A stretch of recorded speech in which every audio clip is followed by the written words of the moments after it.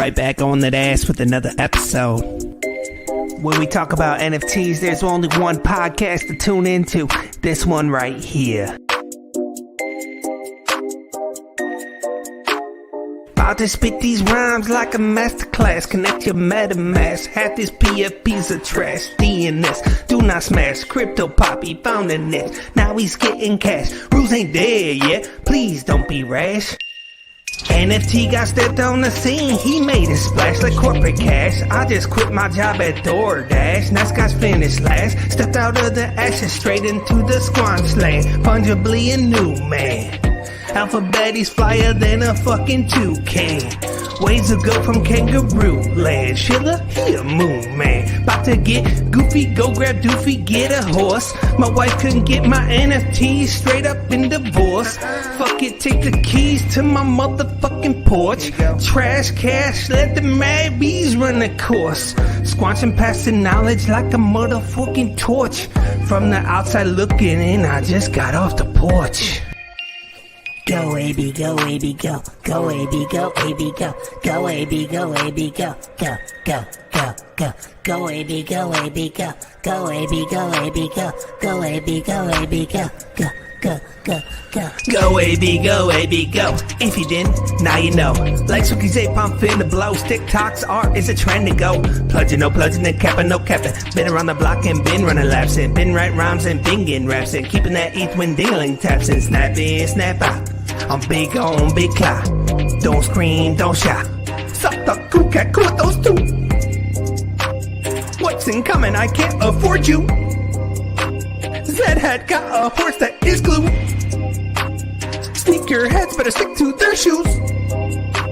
Creatures trending, I'm not a muse. Lost souls blow up, I'ma light the fuse. BG on sports, I bet I'm gon' listen. Cody and ZK, they men on a mission. The lawyer be lawyering while Bakra be fishing. What is a floor and how many minted? Am I gon' ape and I already hinted. Don't have an ape and it ain't no mystery. But these bad boys are about to make history. Fresh ass suit at the Christie's. Christie's. Go AB, go AB, go. Go AB, go AB, go. Go AB, go AB, go. Go, go, go. Hey guys, welcome to a brand new episode of the Limited Edition Podcast. We're here with NFT God and Iceman. And today we're going to be talking to Iceman. He's going to ask us some questions about NFTs, right? He's just diving a little more into the space. You know, has some questions as a beginner, and we definitely want to knock those out. So I'm going to let him introduce himself, and then he'll start asking, us some of the questions. Hey, what's going on, guys? First of all, thank you for having me on. I really appreciate this opportunity to come onto your show today. Yeah, man, welcome for sure. Glad to have you on, and glad to talk about I know him a little bit. I'll let him introduce him for 1 second, but yeah, he's kind of new into NFTs. I was explaining to him today, just basically what staking meant. It's not NFTs, but it's kind of in the general area. It's crypto, but yeah, I just want to. He pretty much opened my eyes today that we kind of need to reintroduce all this stuff because everything we talk about on the show is just so far advanced. We just kept going up steps as we've been doing it. We need to kind of go backwards so that the newer people coming in can actually know what we're talking about, Right. So yeah, go ahead, Iceman. Yeah, so that's the thing right there. So how long have you guys been doing NFTs for now and been involved in the field for about? Yeah, so for me, I mean, I've only started doing them in May. I think May was the first time I bought, a NFT from OpenSea. Before that, it was Top Shot involvement, Nifty Gateway, things like that nature. So I mean, NFT space moves so fast. It seems like a long time ago, but think about it, it's only been maybe 8 months. So that's the thing. I've only been involved in NFTs for about 2 to 3 months now, not even that long. And I didn't even know what an NFT was. I used to mess around with crypto, and then I started exploring a little bit, and then I found NFTs. So there's still so much stuff that I don't even know. And I thought this would be a perfect opportunity to jump right into it. And I wanted to know, what was your first NFT that you got involved with? So for me, I got Furious. I was trying to get. I actually called NFT God, and I'm like, "Hey, I'm trying to get this thing. It's called the Zed Run Horse. They've they've they're releasing a bunch today, and I'm trying to figure it out. I got my MetaMask, I got all this set up, and then I paid this fee to convert my money. Because you got to convert from ETH to WETH, and then I spent like gas trying to get it, and then that ended up failing. And I'm like, what the hell, man? I just spent like $80 and I'm getting nothing. And now, because I have nothing, I got to go ahead and spend another, $40 to convert my money back. Like this is like a scam, man. And then I tried to reach out to like Zed Run support for a refund because I'm like, hey, I'm only doing this stuff because of you guys. Like, how do I get my money back and all that? And they're just like, well, that's just the price you pay, man. Yeah, gas is a bitch. I hate gas. Like, gas just sucks. And what he's talking about is he did the swap from ETH to WETH, and so he basically had to go from ETH to Polygon because that's where Zed Run horses. That's where he had to buy them at. And I mean, gas, it varies how much you pay. It goes by GWEI, and if you're lucky, you can find it around like 80. That's just a number. Or like if it's a really big project, like back in the day, some of these projects I was trying to buy into, like Gutter Cats, Bulls on the Block, the GWEI went all the way up to like $800-900. It did the same thing for art blocks. Like the art blocks prior to them doing a Dutch auction, people were paying like what were they paying, like $300-400 just in gas, and you could miss out and not get anything, so you just lose it. Like that sucks. Yeah, and I think when you said it, because I know plenty of people that lost money just from the gas fees alone, and right away they're like, this is a scam, like this is garbage, Yeah. So I mean, it's probably turned so many people away just because they've had such a bad experience, and they really haven't had the chance to figure out what it is. For sure. Well, but it's funny how you can you get so involved in the space that it almost becomes a non-factor to you, right? You lose out on a mint or something like that. You spend $120 in gas.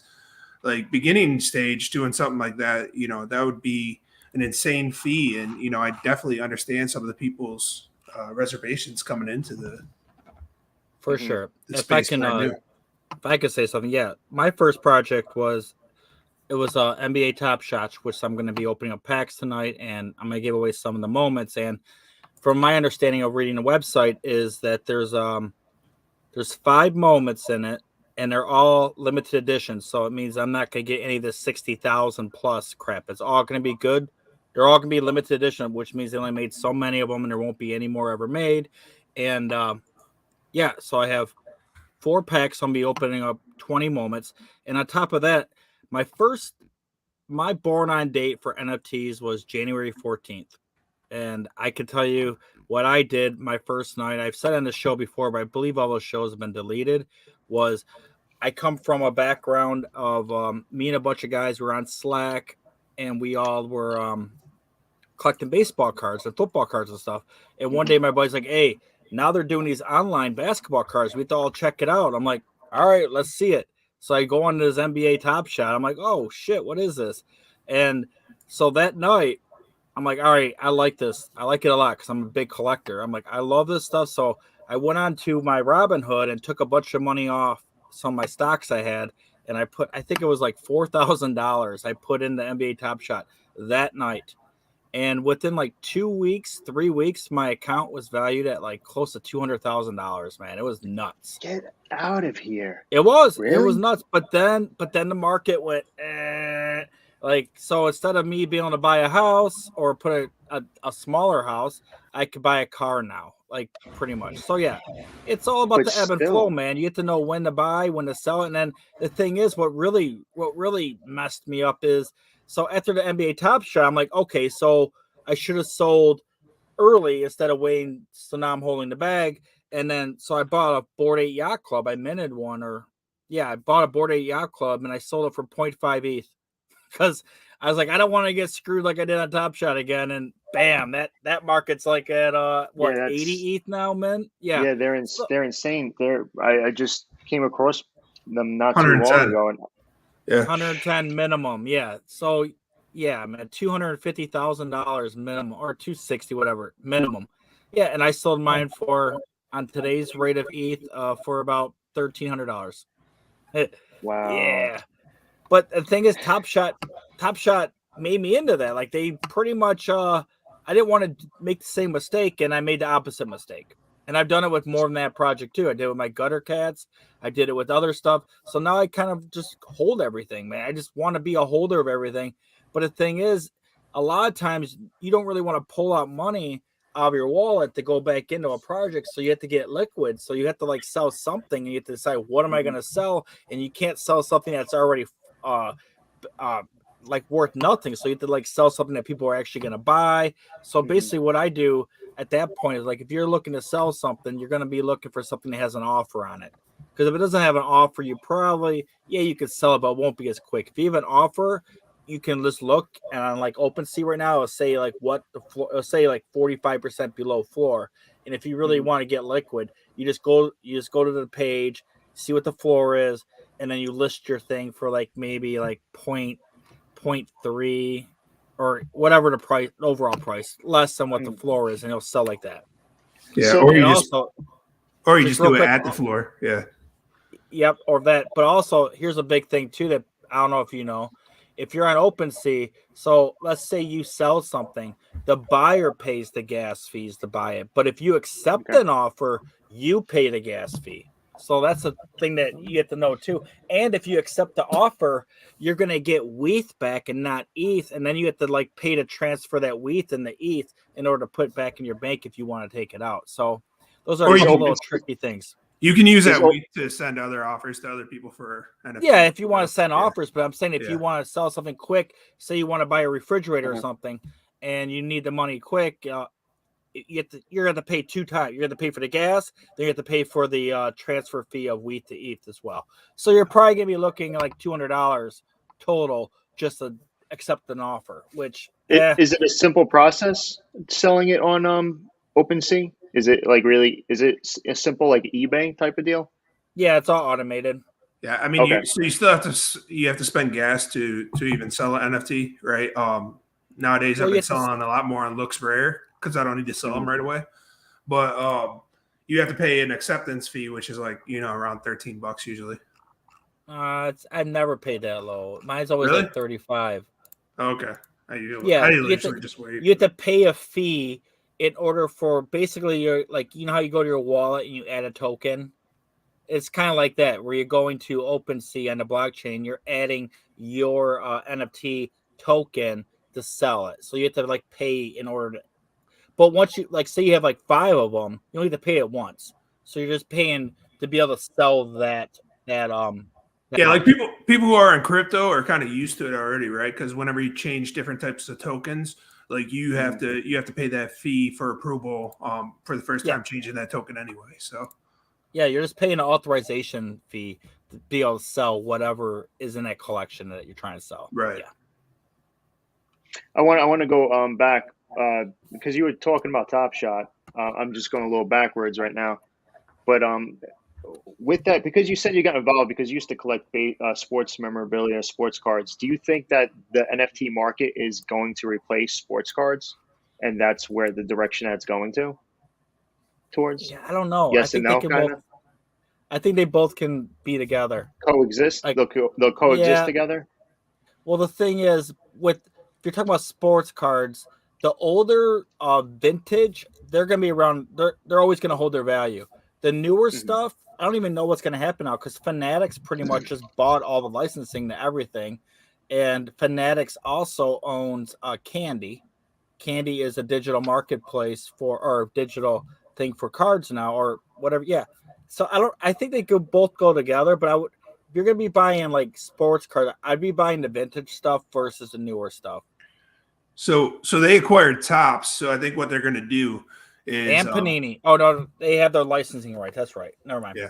So I think what they're going to do is with the Tops side of the house, they're going to still make the cardboard cards, and then everything digital is going to go through Candy. Oh wow. Yep. Yeah, Wow, I didn't know Fanatics. that. Fanatics is huge, man. They paid a lot of money too. So I think it's like 2025, I believe it is. they're going to take over. They just bought Topps, so they can start making their own cards, but they're going to keep the Topps brand from what I heard. But they bought Panini. They bought Panini's exclusivity rights to NFL and NBA too. So now they own the top 3 sports. Wow. Yeah, Wow, Panini's going to pretty much have to do soccer now. That is just insane. So they're or they revamping pigeonholed it. them and they purchase them as well. You know, what's that? I said, or they pigeonholed Panini and they're going to purchase them as well. Who knows? I think they will eventually. I mean, what are they going to do? Like, if I was Panini, I would sell off my. I'd just sell off my basketball and football markets and just go back to soccer because they have a good market for that still. Yeah, I don't know. Who knows? Let me ask you this because I'm curious. When you're looking for a NFT project, a good project, like how do you go about that? Because there's so many. I noticed that there's so many different projects out there. So how do you know which one is a legitimate project, which is a good and which is a bad? You want to go, Ben? You can go first if you want. All right. Yeah, I do too. I'll give you a little background. When I first started NFTs, I think Bored Apes was pretty much one of the very first projects. Like, it did not sell out. It took like a week or two for it to sell out. It was just one of those projects. No, actually, there was another one. The one at the Boxies, but they were like going off of like crypto thing where they had, what do you call it when you have like where it keeps going up different prices at certain stages? I forget what they call that. But Dutch auction? No, it's something else. But anyway, so like the first ones on Boxies you could buy for like 0.02, and then after they sold like 1,000, then the next tier was like 0.05, then 0.08, then 0.1. So it just kept going up in denominations. And so anyway, Bored Apes was probably like one of the very first ones that were like generative art / just buy it whenever you want. And nowadays, as you just said, there could be up to like 30 in one day now. So when I'm looking at an NFT project, I look for like 3 things basically. I look to make sure I like to have a project that's the team's doxed, which means that they're not hiding behind anonymous names and you can see who this person is. Because if you know who the person is and they're well known in the community, it's less likely it's going to be a rug pull where everybody just gets pretty much scammed. So how do you know when someone's doxed? That's for someone you go that to their doesn't really page. You go to their page, and if it has like their real name, and you can actually go on to Twitter or Google their name, you can find out who they are and everything. Okay. Or at least if they show, I mean, even docs could just mean that they showed their face, right? I mean, he could be NFT God, but he showed his face and he's kind of giving you information about the project. So it wouldn't be that hard to if he scammed a bunch of people to actually track them down, or me or you know what I mean? So I consider that doxed as well. Yeah. Okay, and so people the in this first thing you look space are for is smart. Mm-hmm. I'm just saying people in this space are smart. There was one guy, I'm not going to say people's names here, but he had like him and 2 guys, they went in on a ghost pain gang ghost project. It was like art. I think they bought a raffle ticket together and they won. And the guy that had the winning ticket, it was sent to his address and he just deleted everything. And they found him within 20-30 minutes. They found the guy and they actually found his Facebook and saw where he was at that weekend. He was like some golf resort. They found out where he worked and they're like, dude, what are you doing here? And then I think it was like a few days later, he gave everybody back their share of the money and fixed it. But I mean, it's hard to hide in this space, especially if anything out there is known. And the way they found this guy was just because his blockchain, his MetaMask, it was attached. They found an IP address, and then they traced an IP address back and all the stuff. So yeah, I mean, these people in this area, like you have a lot of tech guys. They're smart, and they'll find your ass, and they'll tell your employer if they can find your employer if you scam them. I mean. So the first thing you look for is docs. What else do you look for when you're searching for a good project? The second thing I like to look for is their Discord. I like to see a lot of interaction and a good dev team. I guess you would say good. Okay, that makes sense. Good mods and all that. Like because there's a lot of things out there like you'll see, oh my god, look at this project. They have 40,000 people following them on Twitter. Their Discord has 80,000 people, and you go in there, it's just dead because it's all just bots. Like you can easily pay or just make your own bots and just create your own like fake numbers pretty much. And there's no community. So yeah, it's community. Community is number 2. So like if there's no community and nobody's really, there's no engagement, I'm kind of out on that too. And I guess So the third docs, thing, community. yep. And I guess the third thing would be, it's like a sliding scale of price versus number of mints.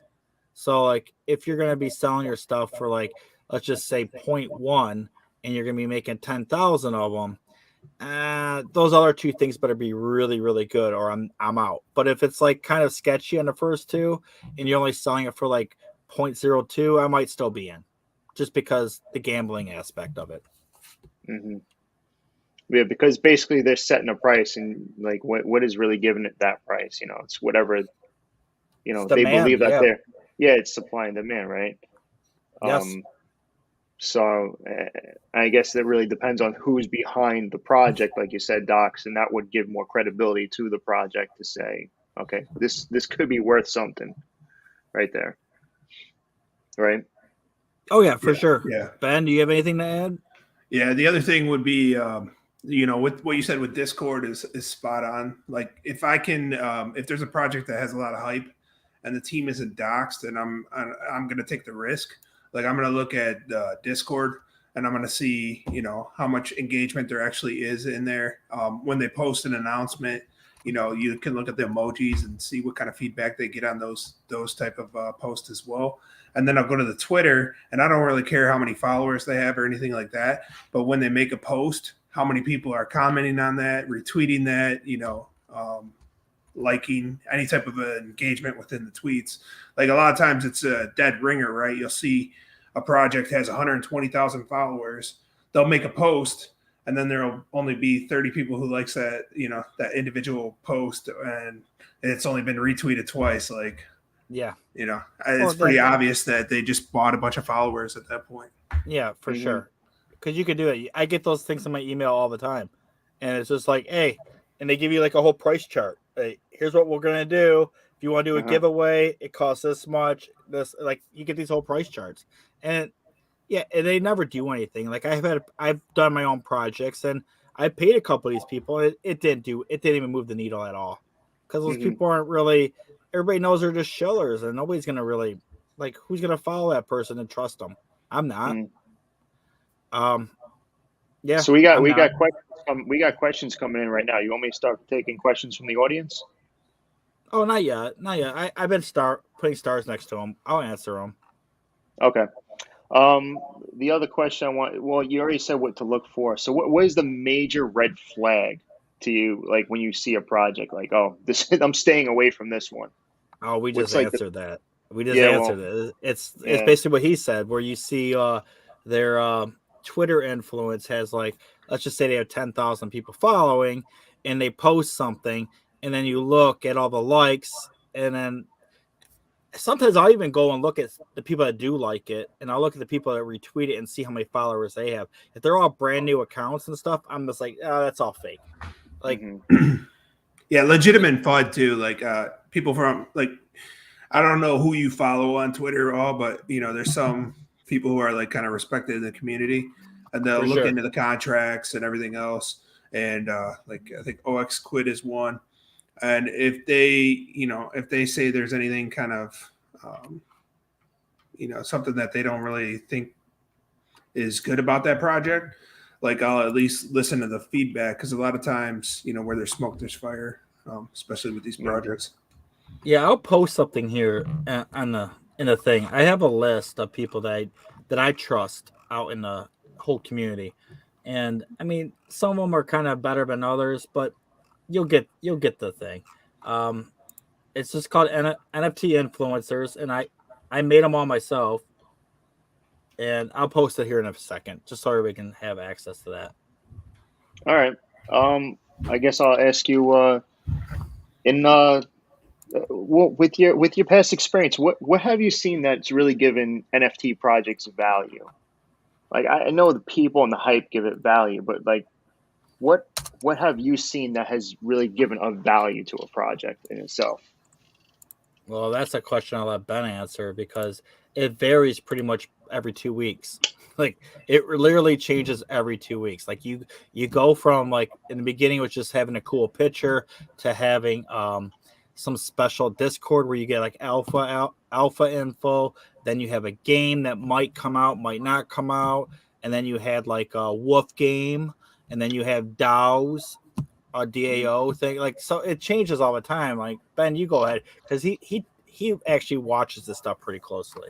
Because there must be a certain something that you are looking for when you're looking at projects, right? That you're like, wow, that really that can be valuable right there. So what is it that you look for? Sometimes it's artist involvement. So if there's a specific artist who is big, who hasn't been in the space before, but he's pulling out a project, like that might be something that interests me at that point. Another thing might be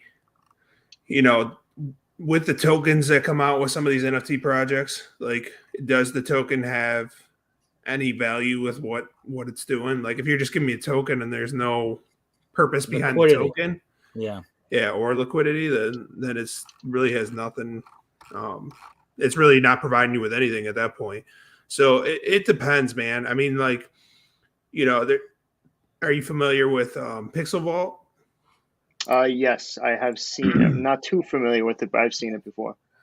Yeah, so not everybody can just copy and paste the project and offer the same thing that everybody's doing. But with theirs, they offer you like they offer the comic, and with the comic you got like a meta hero, and then with that meta hero you were able to get like planets, and then the second comic on top of that. And now they're developing a game and the token, and they're kind of doing all those things that you kind of see with some of these other projects. But you have to be successful to do that. Yeah, you have to be. Yeah, but they're just already like big, is what I'm saying. Yeah, they're already like Bored Ape Yacht Club. Bored Ape Yacht Club. You got the dog, then you got the mutants, and now they have a game coming out. So yeah, I mean, but you have to be successful in the beginning in order to do this. Like if a project just comes out at the very beginning and gives you this roadmap of all these like things, basically you're seeding the project in order for them to pay for all that. So you have to like, is it going to be successful or not? Because if it's not, you're not going to get anything out of it. Yeah. I mean, it's totally different what builds hype for different projects. You know what I mean? It is. So what's been the most successful project in your opinion that basically you could say that was one of those projects? It's like Bored Ape Yacht Clubs or Bored Ape. Number one, man. They have the best community, the biggest community, and they just have all the celebrities keep buying them. Like they just had Eminem pay $500,000 for one, and all the basketball players bought them. Yeah, they have a whole huge following now, and they're worldwide too. Like one of our friends, no doubt, but it's unattainable to most people at this point. It's impossible. You can get a Bored Ape kennel dog, but I don't think it doesn't seem like they're doing the same amount of things with the dogs as they were with like the mutants or the apes. The mutants are huge. Mutants are like 20 ETH the floor right now, and then you're paying 110 for an ape. So the only way you could really get in there is the dog, and I think it goes for like 6 ETH or something like that. I might even be higher now. I haven't looked at it. Yeah, but the dog doesn't even get you access to all the other stuff either, does it? They said it might have some of the tokenomics with it. Yeah, I don't think you get access to the game. So these projects basically unattainable to a lot of the common people, right? For sure, everyday people. That's what I'm saying. It's probably not hey, this is the best project to get into, but nobody can afford it. So what's the point? Well, nowadays, because I had an ape and I've had a mutant. I had a mutant ape too, and yeah, I mean I bought them and I got them both. Actually, it's funny. I actually traded a damn chicken for a mutant ape. Remember that? It was on the show. Ben actually kind of like facilitated that trade. It was between me and Crypto Poppy. Yeah. And at the time, the ape was worth about 4.5 ETH, and the chicken. Is that game even coming out yet? I think it's still in beta at this point. I think it'll end up doing okay though, because I guess they're listening to a lot of feedback from No, I think from so the too. community and And whatnot. So for full disclosure, I gave him like a super like one of the rarest chickens in the whole game. I gave him a chicken that's like a 99 out of 100 for like skill level, and it had vampire teeth, and there's only 3 of them like mine in the whole game, and there's like 20,000. Wow. So yeah, I gave him a super rare one that's going to be a good racer too. So we've talked about the most expensive, biggest projects out there that can't really get into. What are some new projects that you have your eyes on that you're watching closely? Do you have any on your radar? I have one I just got whitelisted for actually, and I'm gonna buy it. It's but it's not really it's not cheap either, so I can't really say it's cheaper than what we're talking about. But it's called Hackatoo. And the mint price is 0.32 ETH. So you're still looking at close to $1,500 for just one. Wow. But it's from the artist. It's from a very well-known artist, and he's compared to like Fuck Render, his stuff's just crazy priced high. He makes these crystals and stuff. But everything that this guy's ever made before on OpenSea, the floor is 0.7. So I mean, it's a gamble, but I'm gonna buy it just because I was told by 3 different people that I trust that even though it's 0.42 or 0.43, that it's still worth it. So that's what I'm looking at. But if you're looking at like a smaller project, Ben Price, he knows all about these projects. He follows them way closer than I do. Well, yeah, one bit of advice I I can give on there. It's worth it to almost get on any whitelist, right? You can always make your decision after. You don't have to purchase it if you're on a whitelist. Just get on the whitelist, and then if it ends up being something, you can jump on board at that point. It's once you're on the whitelist, that somebody's gonna mint out the project on the whitelist before the time's over, so you'll be able to look at whatever that price is on OpenSea. So just make a reference to the OpenSea listing, see what they're going for. If it's above mint and somebody's actually buying it, I mean, it's pretty much a no-brainer to buy at that point. Oh, another good point that he just said. Also, what I do too is if I'm on a whitelist and I go to their contract and I see how many are being minted and how quickly, and if it's only like say it's like a 10,000 project and it's going on like over a day and they only have like maybe 9 to 1,000 minted. That's 10%, but usually it's not that good. But I'm probably just going to hold off until the end to see if there's a push. Because if you're whitelisted, you're almost guaranteed to get one. Okay. I heard of this one. Yeah, so this one, I don't believe that the team is fully doxed, but with it, you have a ton of engagement. There's a ton of people on the team. They have some influencers that usually do their due diligence before promoting projects. So when you look on here and you go to the Twitter, you'll see like what I was talking about earlier with Twitter engagement. That's one of their pinned tweets. But if you look at the last one from 5 hours ago, they already got almost 5K likes. Oh, wow. 6.4K retweets and all, 1.6K comments. So in general, you kind of feel good about this project going forward. Definitely one I think you'd probably want to, try to get on that white list if you could. But I think has a good opportunity to sell out. Yeah, I like that one. Cool. I like that. That's some good numbers. What is that? Almost 100,000 followers too? Yeah. Yeah, like I said, that could be botted. I mean, those numbers could be botted. They usually are. But it's the engagement down here that you want to look at, and you see that there's a lot of engagement. Sometimes you'll see this number, you'll see the 100K, and then you'll scroll down here, and you'll see 30 likes.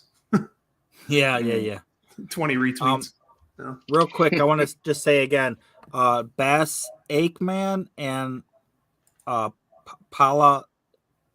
I can't say names. Paula. I'm going to answer everything you guys are saying in a few minutes.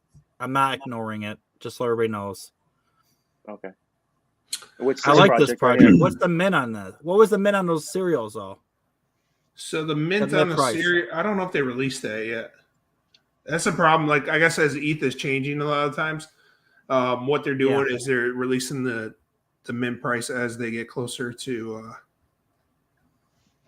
actually to actually selling. So um, same thing with this one. They've actually had, I think they had partnerships with a couple of the alpha groups, as far as whitelists go. So they're coming out with a game for this one as well.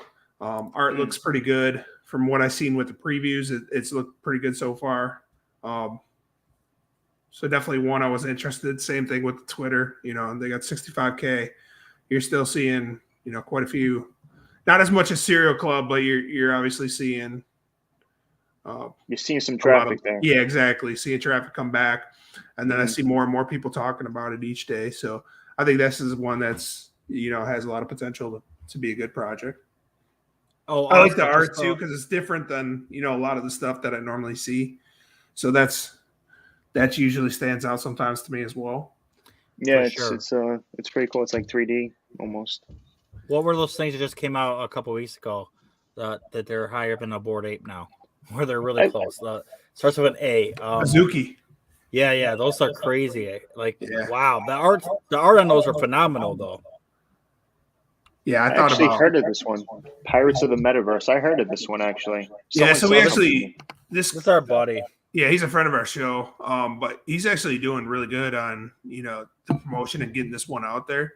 So definitely one to look into, and I'm definitely interested in it. So yeah, Crypto Poppy, he's a friend of the show. He's been on the show before, but he's going cross-platform. So he's minting on Sol. He's minting on ETH. Got a lot of good things planned with it. I mean, the trailer look for at how this big that was really team good. is. Dang. Oh wow. And they're docs too.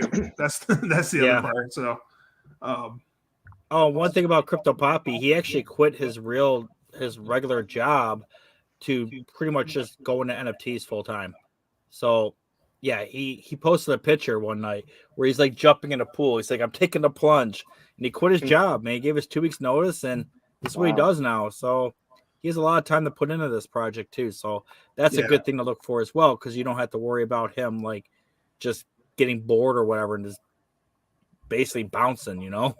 That's what I feel like every time I open up the newspaper, or if I'm watching the news or I see something scrolling on like Google, it's always an article stating that this person just made like $500,000. They quit their job doing flipping NFTs. You see it all the time. Well, Poppy made his money on crypto. He already made enough money on crypto, and then he came in NFTs and he bought some stuff at a low rate. He actually bought a bunch of Bored Apes. Yeah, he bought a bunch of Bored Apes, and he bought a bunch of other stuff too. Yeah, and he profited a lot. Here's something I always like to do too. When I buy a new project, I always like to buy 3. This is like something I always say. I like to buy 3, and I like to have 1 to sell to kind of make back the money I put into the project. I like to have another one to sell when it starts pumping and I can make profit. Then the third one I like just to hold on to and wait for it to moon up, like World of Women. Now crypto chicks are mooning, Bored Apes, whatever it is. There's a lot of projects that moon, Cool Cats. So it's always good that if you have 3 of them, you can always create yourself new liquidity to go buy another project if you have 3. As long as you keep that one and it moons to like 28 plus, then you can still get a really good profit off of it if you want to sell. That's cool. That's actually a good rule. So rule 3 right there. Oh, Bass, I have 4 blueprints. And I'm gonna get 4 more. So I'm gonna ask you one more question, then we can start taking questions from the audience. Where do you see the future of NFTs going? You think it's gonna get bigger? You think this year is gonna be the big year for NFTs? Because I know last year was huge already. You think it's gonna get even bigger? I do, but Ben can go ahead if he wants. I have a lot of answers to this.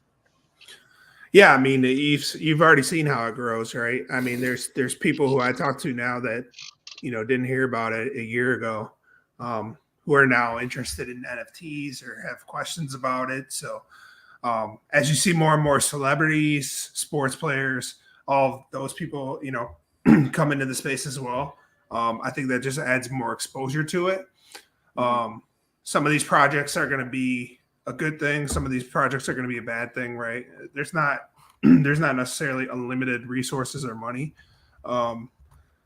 So you hate to see so many different like rug pulls and things of that nature, but I definitely think the space is going to get bigger in the long run, especially because if you look at all these projects that are coming out that have some type of game attached to them, like, hey, we're doing this game, and they're still around and they're building that game. Eventually, that game's going to come out, and then what do you think is going to happen once all these projects have games? Yeah, they're all going to start to drop. Yeah, that's the thing too. Well, once the games drop, everybody's on board on that at that point, right? Yeah, you have a lot of games coming out, like as Bass is saying here, Sin City. I think Sin City is going to be huge because they meet all the things we talked about earlier. They have a fully doxed team. They have all these great investors, and their team is just they just have such great backgrounds that you can't ignore it. You can't ignore the whole Google, Roblox, and all the other stuff. You just can't ignore that stuff. And then their investors are huge, just like Candy, what we were talking about earlier. Candy, aside from Fanatics, who's huge and has not yet once, I haven't seen a promotion at all from Fanatics about Candy, is they have Gary V. He's an investor for it. So you have Gary V plus Fanatics. That's gonna moon. There's no way it's not gonna moon when you have those two people. And I have not seen either of them promote it yet. We're it's kind of in the beta stage. But the thing about this compared to like Top Shot is they're in their beta stage. And you can actually withdraw right away too. It takes a week, but you can withdraw right away, and they have a marketplace already set up and everything too. So they're already well on our way to, like, I know some of the people left Top Shot and they brought what they learned from this, so they pretty much improved on it. But I mean, Top Shot is pretty much, I would say, 50% of anybody in NFT space's initial project. Like everybody I know. Top Shots are like number one project. Yeah, I don't think the space would be where it is without NBA Top Shot, to be honest. No way. And here's what Top Shot did, which made it awesome compared to other crap, is Top Shot. So they had their what was it, Crypto Kitties or something, Crypto Kitties, and then so they were doing Crypto Kitties on the ETH, but they had such a large amount of volume that the ETH was pretty much just breaking down the ETH blockchain. So they created their own Dapper Flow blockchain. And that's how they pretty much did it. So they have awesome onboarding and offboarding. So like you can go in there, you can use your debit card, credit card to buy, and you can withdraw the same way back to your bank. And now that you can do it through your Coinbase and everything too now. But in the beginning it was like that. So to come into the space and not know anything at all about blockchains or anything, this was awesome because like, oh, I want that card. So you put $100, or you get to the checkout, you click your card or your bank, and boom, you can buy it. My first night trying to buy something outside of Top Shot, it took like an hour for me to figure it out. And I actually had the artist help. He was like DMing me back and forth, teaching me how to buy something on Rarible. And it took like an hour because I did not know how to. Like I had money in an account on my Coinbase, but I didn't know how to take it from my Coinbase because back then Coinbase couldn't buy on Rarible. So I had to like take it to Coinbase and go to like Fortmatic or MetaMask. Then I had to go there. Then I had to do this. It was like 5 different steps, man. It just sucked, and I didn't know what the hell to do. So once all that stuff gets easier, it's going to be bigger and better than everything. And now, as he said, like you have LeBron James, he's coming out with his NFT, and LeBron James has been pumping NFTs. You have all these basketball stars. You have Eminem just bought an NFT. Madonna just tweeted about Crypto Chicks the other night, and that floor went pumping up too. So you have all these huge celebrities coming in, and you have all these corporations coming in, and I don't see it going down. Like maybe it's a fad, but I don't think we're at the top yet. I don't. And once you don't even have the Coinbase marketplace yet. Shopify just, That's true. What'd they buy? Did they buy Bored Ape? I don't remember what they bought, but I don't know. Either way, they're doing onboarding onto NFTs to where, it's going to be able to, almost host your site and have NFT integration. So I think, I think we're going to see this space just get bigger and bigger. And there was a rumor just the other day about Facebook Meta, buying Sandbox. I know the I CEO. forgot about Meta. Wait, Yeah. you mean the whole project or just a land? They were talking about Facebook's actually purchasing Sandbox That'd probably be best for them to to do, integrate actually. Meta. COO, so like I don't know about the rumor. It's not something I would want. So I guess we'll kind of see where it goes from there. But yeah, it was kind of a big rumor. I forgot all about Coinbase. Yeah, once Coinbase comes out with their marketplace, that's already pretty much already streamlined to the normal public now. Like a Yeah, lot you're of right people. about that. I should have. Some other Also, guy that we Microsoft bought Activision just to Yep. get into the metaverse. So it's like, it's only growing, man. I mean, there's no chance that it doesn't get bigger. It's just, you're gonna have AOL, Amazon, and these other companies. They're gonna buy a piece of this crap too. Like, there's no way you're not going to do it. It's just so big now. And also just going backwards a little bit. Is there's actually cities like in Florida, Texas, and not Texas, Florida, California, that they run their whole city. All their records are all now stored on a blockchain now, because it's just it's all transparent. It's cheaper, and you can't lose it. It's always there forever. So, Wow. I mean, I don't see the technology is here to stay. It just depends on what everybody does with it, but the other drawback is what's going to happen when like Biden and the government start crack. It's not just Biden; it's everybody. Like, it's not just Democrats or Republicans; it's everybody. Because there's a lot of people that are getting scammed. They're just getting scammed by these like assholes. They're losing like hundreds of thousands of dollars, and there are going to be some restrictions and clamps on it, but I don't think it's going to really mess it up too bad. And I think if anything, it will make more people want to be more willing to come into it, because then there's less risk. The bigger fear for me is like, you kind of know, like with everybody getting scammed and non-docs teams and some of those projects around that regard, is like, how it's almost like when you seen stores around the neighborhood and it was like your mom and pop owned stores, like people that you knew would own those stores, and then Walmart comes in and takes them out. Yeah. So I'm that's my only concern is some of the bigger, hey, we don't have to worry if Nike comes in and sells this giant project. Like, we're definitely gonna, buy from them because we know we don't have to worry about anything at that point. So why buy one of those smaller projects where somebody's just starting out? And Nike Adidas just had theirs, and StockX just had one too.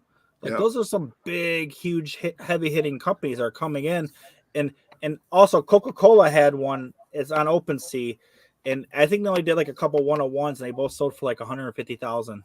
Like, so Coke's in there too. So you have all these huge corporations that are in there, and I mean, if they're making money, they're not going to just go away. They're going to keep at it. And just think about all the people that like that product. It's basically like how you see like out here, like you see like a Gary V, and Gary V's like, I approve of this. And it's kind of like how you like watch Super Bowl commercial and you see like LeBron James or whoever it is in a commercial, he's promoting it. It's the same thing on Twitter. You get a huge follower or influencer to promote your product. It's the exact same thing as it is in a Super Bowl commercial or any commercial for that matter. So once you it's becoming more and more prevalent. And there's an NBA commercial out now where they're actually talking about Top Shot moments, and it's saying what they say, Top Shot that or whatever it's called, Top Shot this or whatever. Yeah, Top Shot this. Yeah, it's showing a play where a dude's dunking, and someone's like, "Oh, Top Shot that." So it's basically like make that into a moment so we can all buy it. So I've seen that. I actually saw that. Yeah. Yeah. So, but I'm saying, and there's a rumor. I don't know if it's true, but I've heard it from 3 people now that are saying that Coinbase will have a Super Bowl commercial this year, and they're talking about having a lazy lion as part of the show, as part of the commercial. Really? That's going to shoot up the price on. What's going to be a lazy lion? It's going to be many, but they're going to have like a commercial where they're going to like go through like a GIF and just show like a bunch of things they're going to be selling on it, I guess. But I don't know if it's true. And the guy that I know that works there, he's not telling me whether it's true or not. But if that hits the Super Bowl commercial, if that is a Super Bowl commercial, everything's gonna go up, man. All the prices are gonna keep going up. That's a whole nother aspect I didn't even think about. This makes me want to go out there and try to find as many NFT projects that I can right now, because if a big corporation, or even they put it on TV and people see it, it's like, oh my God, I got one of those. And it's just gonna. Yeah. I didn't even think about that. Wow. Yeah, I know, like crypto.com's on there all the time, right, with the stadiums and stuff. And I know some of that stuff doesn't move the needle, but when the show, yeah, they own the Lakers stadium now. Yeah. I know LeBron just signed on with them and stuff, but yeah, I try to look at the Matt Damon. Damon does that commercial for him. And Matt Damon's like one of the biggest actors. Yeah, you're right. And Staples Center is crypto.com now. And I mean, they named it crypto.com? Like, come on. That's just. Yeah, it kind of lets you know where the space is, especially when that's not even the most popular platform. And they no, it's not. Coinbase is. Yeah, Coinbase. Yeah. Coinbase is the most popular by far. So basically, Robinhood's talking about getting NFTs too, because Robinhood's already doing the crypto stuff. But they need to look at it then, because PayPal is going to do it too, because PayPal allows you to buy crypto now too. So it's Cash App, and PayPal owns Venmo, so you're going to have Venmo and PayPal combined to do their stuff. You're going to have Robinhood come in. You're going to have Coinbase come in. You're going to have Crypto.com come in, and whoever else is out there. Like, you have just so many different avenues now that are coming into the space and just offering people easy onboarding. That's all it's about, because back when I first started, it was a bitch, dude. It was honestly a bitch to get money from, because if you put money from your bank to Coinbase, not Coinbase Pro, but Coinbase, they hold your money for like 5 or 7 days, and you can't even do anything with it, stuck there. So like what I had to do in the very beginning was I had to go through and buy Bitcoin through Cash App. Then I had to take the Bitcoin money and send it to crypto, or whatever I just said, CP, Coinbase. Then I had to change it in there over to ETH, and I had to send it to my MetaMask. Then I bought it on OpenSea. It was like 4 steps, man. It sucked. They're going to make it a lot easier for people now when it comes to these platforms. For sure. Yeah, and it has been I've been in here just over a year, and it's gotten a lot easier since I first started. Because there was limits too, like $500 limits per week. Yeah, they had all these stupid limits too. Yeah. So so like, say you wanted to buy something that was like $1,000, you had to go through like 3 different areas and all this crap. Then Crypto.com came out, and I guess on crypto, when I started, you got like 2 or 3 months free transactions, which was pretty nice. You still had to pay the gas though to transfer to your MetaMask. But another thing about Coinbase is now you can use Coinbase to purchase stuff on these marketplaces too. Back in the day, you could not. So that's another bonus for them as well. And Coinbase is coming out with their whole marketplace, just like they're going to have their own OpenSea. That's the big thing they're coming out with. So they're coming out with that. Just think what happens if they team up with like Facebook or something like that. Because they're gonna be in a marketplace. Just think if they like team up with some kind of partnership with Facebook, and Facebook buys whatever you just said, Sandbox. Like, you're gonna have the marketplace here, then you have the metaverse here, and you just combine those guys, and boom, you got the whole thing right there in one step. Just, I don't know. I mean, you're gonna have those kind of partnerships for sure. And we just don't know what they are yet. And we also don't know what the true metaverse is going to be. And it might not be anything that we have right now. I mean, like, for us to get to where we are now, to Ready Player One, who the hell knows, man? Who knows how long it's going to be, and who knows who's going to be winning that? I mean, if I were to put money on anybody, I'd say it'd be like Google or Amazon, because they're the richest 2 corporations in the world in my eyes. Yeah. All right, I'm done with all my questions. You want to start taking questions from the audience? Looks like we have a lot. Yeah. Can I take like a 2-minute break? Yes. I'll take a 2-minute break, and I'll show a couple things, and I'll let Ben show. First, I want to show this for anybody that doesn't have access or doesn't know about this stuff. I want to show you guys a couple things. First, I want to show you this. It's a Discord. It's called Rarity Sniper. That's just what it's called, Rarity Sniper. So, like, say you go and you buy a NFT on a project, and you can come here, you can type in the project and what mint number you have right here, and I'll tell you its rank of all of them. And it's called a Rarity Sniper. I want to show you that one. I want to show you this one. You have this one as well. It's called Rarity.Tools. And Ben might have more to add. I have more too, but these are two that I would use. So then you have that one. You have Rarity Tools, which this does the same thing.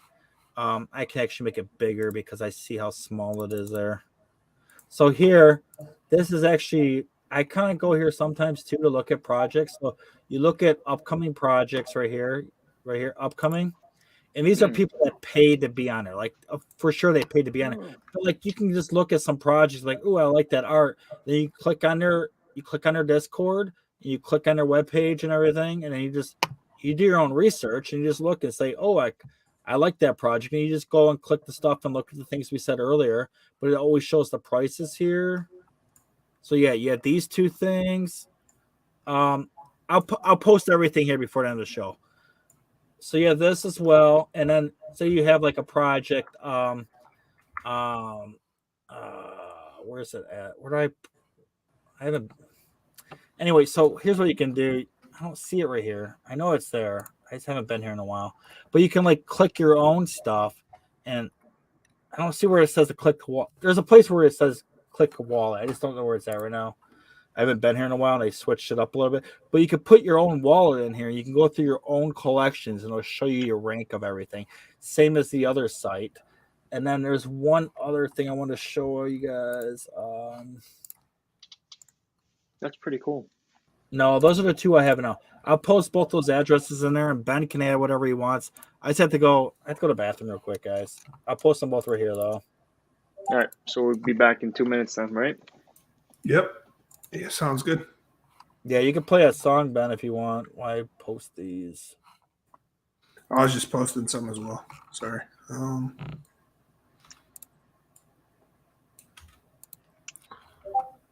Yeah, I'll do that. Oh, dude. It says Rarity Sniper maximum number of invites is reached. Really? I'll post it. Maybe it works, though. I don't know. Right back on that ass with another episode. When we talk about NFTs, there's only one podcast to tune into. This one right here. About to spit these rhymes like a masterclass. Connect your MetaMask. Half this PFP's a trash. DNS. Do not smash. Crypto Poppy found a net. Now he's getting cash. Rules ain't there yet. Please don't be rash. NFT got stepped on the scene. He made a splash like corporate cash. I just quit my job at DoorDash. Nice guys finished last. Stepped out of the ashes straight into the squanch land. Fungibly a new man. Alphabet, he's flyer than a fucking toucan. Ways to go from kangaroo land. Schiller, he a moon man. About to get goofy, go grab doofy, get a horse. My wife couldn't get my NFTs straight up in divorce. Fuck it, take the keys to my motherfucking porch. Trash cash, let the mad bees run the course. Squanching past the knowledge like a motherfucking torch. From the outside looking in, I just got off the porch. Go AB, go AB, go. Go AB, go AB, go. Go AB, go AB, go. Go, go, go, go. Go AB, go AB, go. Go AB, go AB, go. Go AB, go AB, go. Go, go, go, go. Go AB, go AB, go. If you didn't, now you know. Like Suki J pump in the blow. TikTok's art is a trend to go. Plunging, no plunging, and capping, no capping. Been around the block and been running laps and been writing rhymes and been getting raps and keeping that ETH when dingling taps and snap in, snap out. I'm big on big clout. Don't scream, don't shout. Suck the cool cat, cool those two. What's incoming? I can't afford you. Zed had got a horse that is glue. Sneakerheads better stick to their shoes. Creatures trending, I'm not amused. Lost souls blow up, I'ma light the fuse. BG on sports, I bet I'm gonna listen. Cody and ZK, they men on a mission. The lawyer be lawyer while Bakra be fishing. What is a floor and how many minted? Am I gonna ape and I already hinted. Don't have an ape and it ain't no mystery. But these bad boys are about to make history. Fresh ass suit at the Christie's.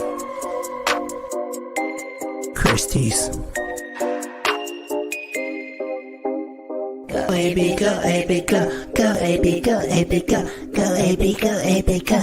Go, go, go.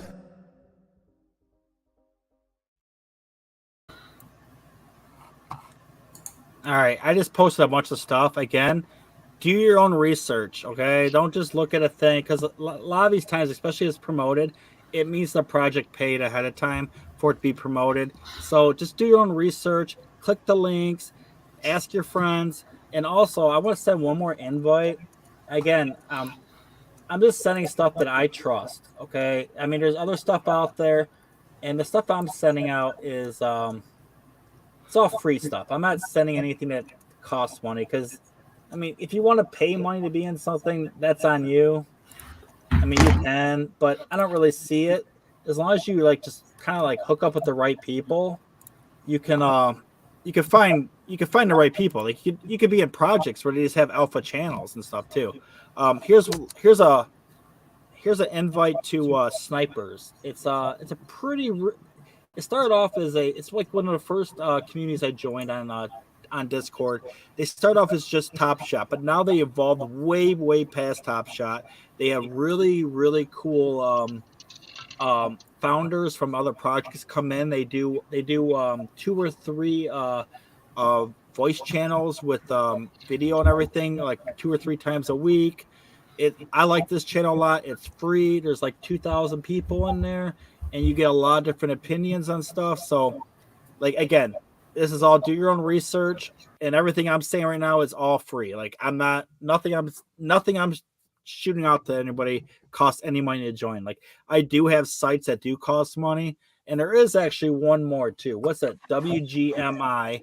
Yeah. So I listed that.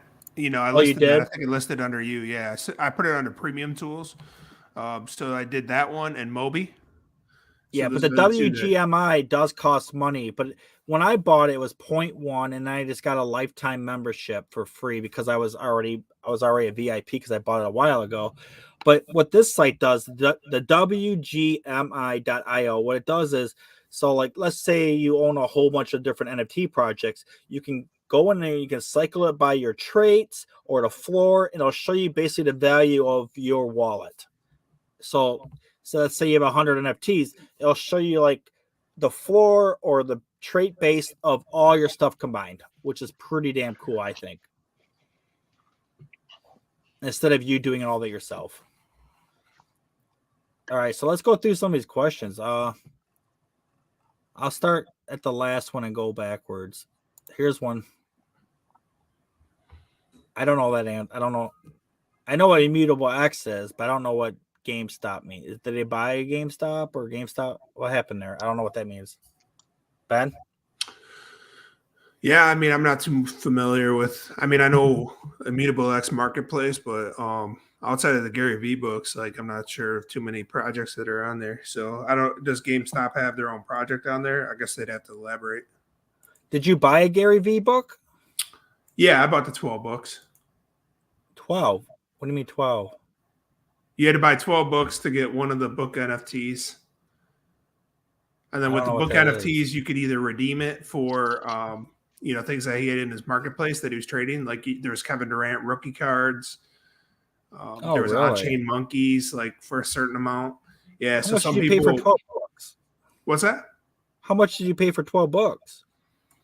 I honestly don't remember at the time. I'd have to look in my email. I bought one book and it cost me 0.35. Oh, you had to buy physical books and then you got the NFT. Oh no, I'm talking about his NFT books. I thought you said Immutable X, so that's what okay. I bought one that someone sent me like the link to, but they sent me the link to like the rare books, and I thought it was all the books, so I bought one of those. Whatever. Oh, okay. I wonder if they pumped up or not. Yeah, let me show you this.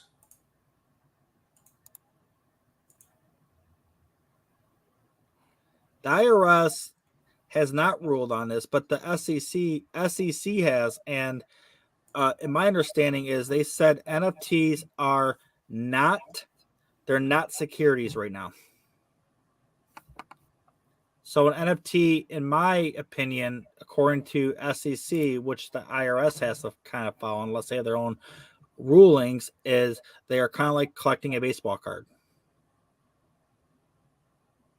What are you showing us?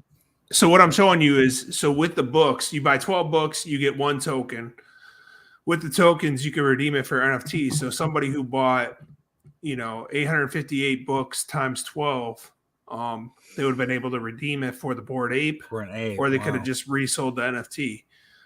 So with the exchange one, those are people who already took the books and exchanged them for, they exchanged them for these NFTs instead. Or you could sell the books individually. That's what I end up doing. The book NFT that I got, I ended up selling it for 0.2, which wasn't bad. All right. Is it a floor? Was it a floor? Yeah, it was just a floor one. So I got one with a special outline, whatever you call it. The border. Yeah, decent border. I have a special vote. Yeah, I have the 4th most rare border. Oh, nice. Yeah, I mean, I don't know if they went up in price since then. I don't even know what blockchain it's on. Like, you just told me it's it's Immutable X. Yeah, I didn't even know what blockchain it was on. Someone, okay. I think it was someone in the it was somebody in one of the Squatchland I was talking about it. It was one of the females. I think it was Corporate Trash, and she was just talking about one day. I'm like, she likes them. I like them, so I bought one. All right, here we go. Next question. We kind of answer this, but I would say I would never buy wax again. Like I'm anti-wax. I probably have like at least 2,000 to 3,000 wax NFTs, and they all went to shit. Like, I don't think any of them worth anything. And I have I have some really, really super rare Godzillas and Street Fighters and even Tops, and I don't think any of them are worth that much anymore. Ben? Yeah, so Ethereum's probably my first choice. It sucks because you got to pay gas and everything else, but it's the most popular one, so it's what people look at. Solana is definitely a popular one. It's gained some positive feedback from some of the community as well, so it's probably the next one. And then after that, it'd probably be Cardano or Cardano. I don't know if they're higher than the other one that you buy in Hen. What's Hen?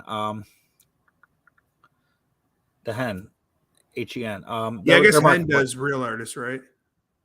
Yeah, but that's not the blockchain. What's the blockchain it's on? It's INC, HINC. I would say that's the second, only because they're gonna be having everything. Is it Tezos? Yeah, Tezos. That's right. Yep. Yeah. So I would say they're number 3. If I were I'd say they're number 2B. I don't really see Solana being higher than them. Maybe they are. I actually like Gala as well too. And actually, if we're really gonna get into it, I'd say Polygon's number 2. But it's kind of the same as ETH.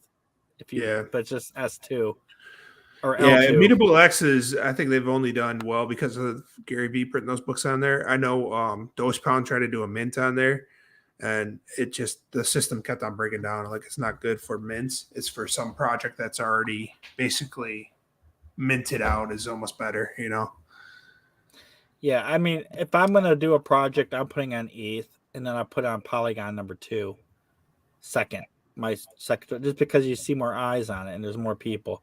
And US, we don't have access to Binance NFTs, so I mean that's gonna be huge, but we don't have access to it, so I can't really comment too much on it because I know the whole blueprints from Sin City are sold on it.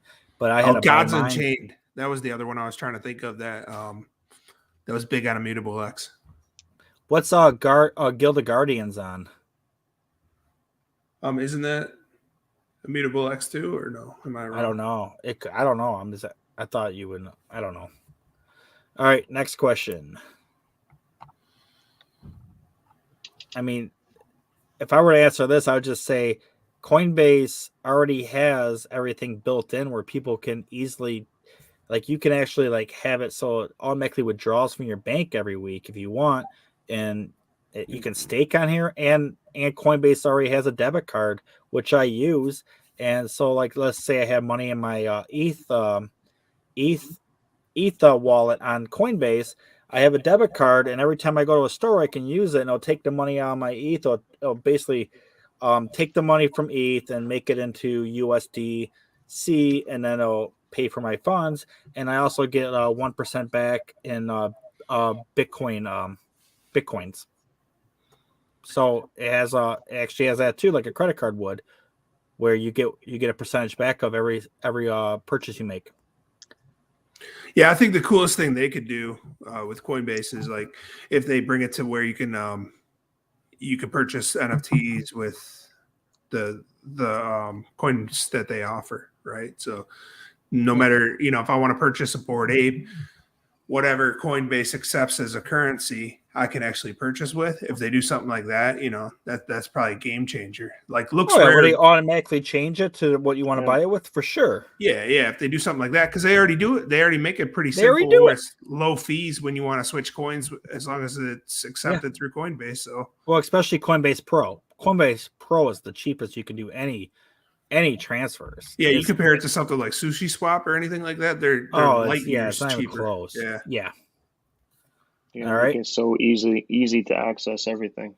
Yeah, I mean, as long as you have a debit card, you like basically you put your debit card number in, or you already have money in, and they'll automatically transfer it to whatever blockchain you need to go to, and automatically buy it with low fees. That's going to be game changing. Do they have a date yet as to when they're going to be launching that? I don't know. I heard Q3. But Q3. I don't know. This is what I heard as a rumor, but I also heard Q2. So who knows?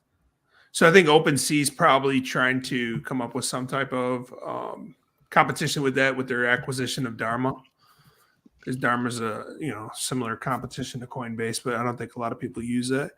But I think OpenSea seems to be struggling even with Looks Rare now, because Looks Rare provides so much back to the user. Oh my God, right? they give all the liquidity back. Yeah, for sure. Yeah. The only way OpenSea is going to really survive this onslaught is if they do kind of like Looks Rare and some other people did, where they give everybody a token that you can stake back into and make money. It seems to me, because there's just so many people that are already pissed at OpenSea for all the money they took from us, that we're kind of like, we're just looking for something new now. Honestly, because there's so many people that just hate it. Because they didn't actually start making the whole everything better until couple of months ago, and it's only because people got scammed and it just looked like crap forever. And now that there's competition coming in, they're like, oh, now we need to do something, and I don't know, it might be too late for them. And well, they don't even tell you that they're listening either, right? They just do stuff, and then and they had that one guy that was scamming everybody and making the money off of it, and they had to fire him. And he was their best customer service agent at the same time, right? He was the one that made sure all the customers were happy. So the guy that's scamming you is the best. Yeah. There is one bad thing about Coinbase, which I guess they've probably been improving, is they have worse customer service than Comcast for 6 months ago. They do have bad customer service. Oh, it took 2 weeks just to get a response from them. It was so just horrid, but I'm guessing that they fixed all that up. I haven't had to deal with it in a while because I don't really use Coinbase that much, but when I did back in the day, I didn't really have problems. But when I did, it took a while. They locked up my account a couple of times for no reason because they made a mistake, and it took over a week for me to get it fixed and to show them the proof. Oh yeah, it's unlocked now. I'm like, oh, thanks for locking my money up for a week, guy. But all right, so this is for Ben.